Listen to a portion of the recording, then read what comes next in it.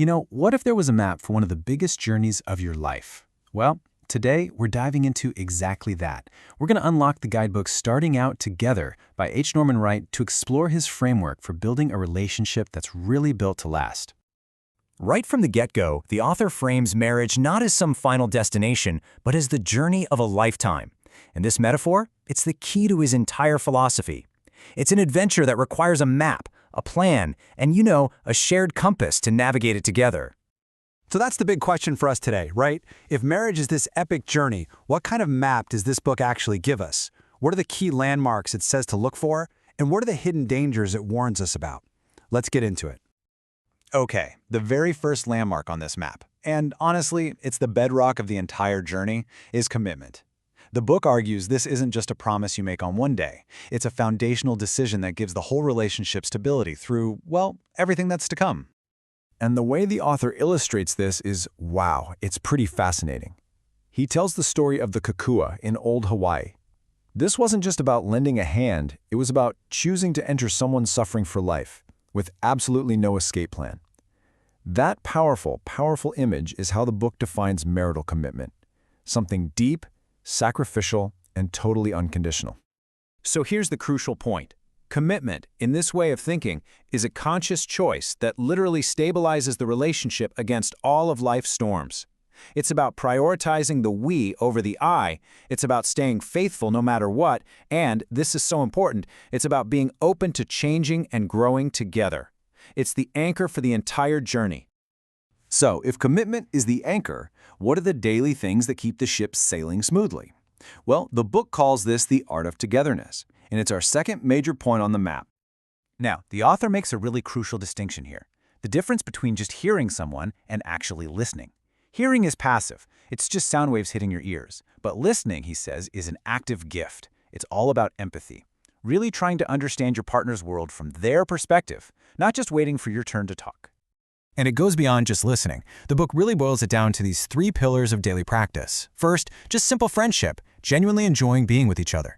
Then there's servanthood, which isn't about being a doormat, but about mutually choosing to make life better for the other person. And finally, loyalty, a fierce, unwavering defense of your partner come what may. Of course, let's be real. No journey is all sunshine and calm seas. There are going to be storms. So the guidebook spends a lot of time on how to navigate the conflicts that are just an inevitable part of any close relationship. The author draws a really important line in the sand here. A complaint might sound like, hey, you didn't take out the trash. But criticism attacks the person.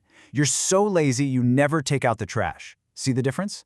The book flags this kind of character attack as a poison that can absolutely demolish a relationship. And that danger is just perfectly captured in this stark quote from the book.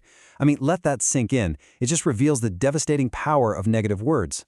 Think about it. A single cutting remark, one zinger, can instantly wipe out all the goodwill from 20 positive things you've done. It just poisons the soil of the relationship. So, how do you get out of that storm? The guidebook offers this 3-step path to finding a resolution.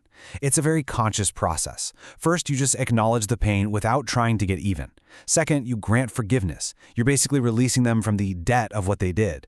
And the final step, the true sign of forgiveness according to the author, is when you can genuinely, in your heart, wish them well. All right, so after you've weathered the storms, where is this whole journey actually headed? The book argues that the ultimate destination is a deep, multifaceted intimacy. Now, intimacy in this book is way more than just physical. It's defined as the very glue of the relationship. It's this special bond built on caring for each other, on trust, and on feeling safe enough to be vulnerable and communicate openly without putting up your defenses. And here's the key insight. Intimacy isn't just one thing. The book breaks it down into these 6 interconnected parts: emotional, social, sexual, intellectual, recreational, and spiritual. It's this holistic view where, a weakness in one area can really impact the whole bond. This brings us to the final piece of the map, actually knowing where you're going. The book argues that without a shared destination, even the strongest ship can just end up drifting aimlessly. For this, the book uses such a powerful analogy, a pilot's flight plan. I mean, no pilot would just take off without one, right? And the author says no couple should start their journey without a shared vision. This flight plan becomes the compass that guides every decision you make and keeps you headed in the same direction. So what is this vision, really? Well, the author defines it as a realistic dream. It's not some fantasy. It's a picture of the future that you create together. It's about being intentional and asking those big questions. What do we want our life to look like? What kind of people do we want to become together? What's our shared purpose? And that brings us to our last thought, and it's inspired by this great little story in the book about a hike.